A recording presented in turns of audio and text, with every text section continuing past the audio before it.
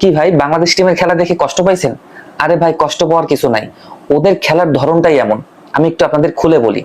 ধরেন 20 ওভারের খেলায় ওদের যদি কোনো প্রতিপক্ষ দল 50 রান টার্গেট দেয়, দেখবেন বাংলাদেশ টিম 40 থেকে 42 রান করতে করতেই ওভার শেষ, খেলা হেরে গেছে।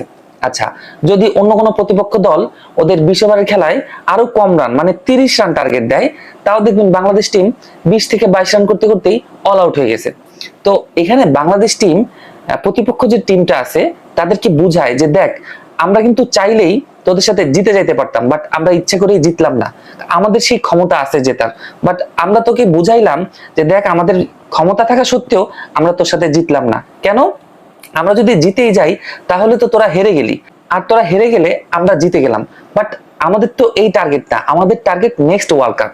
কারণ আমরা যদি জিতে যাই তাহলে তো আমরা ওয়ার্ল্ড কাপ পেয়ে যাব, তাহলে এশিয়া ওয়ার্ল্ড কাপ তো আমাদের দরকার নাই ভাই। আমাদের সবসময় টার্গেট নেক্সট ওয়ার্ল্ড কাপ, কারণ আমাদের কাপটার নামই হলো নেক্সট ওয়ার্ল্ড কাপ। ঠিক আছে, ওই কাপটা আমরা প্রতি বছরই জিতি। নেক্সট ওয়ার্ল্ড কাপ ওইটা আমরা জিতে গেছি, শেষ, তাই না? তাই আমি বলি কি ভাই, বাংলাদেশের খেলা দেখে আফসোস করার বা কষ্ট পাওয়ার কিচ্ছু নাই। আপনারা বাংলাদেশের খেলা যখন দেখতে বসবেন তখন চিন্তা নিয়ে বসবেন যে আমরা হারতে বসছি, জেতার কোনো অপশন নাই।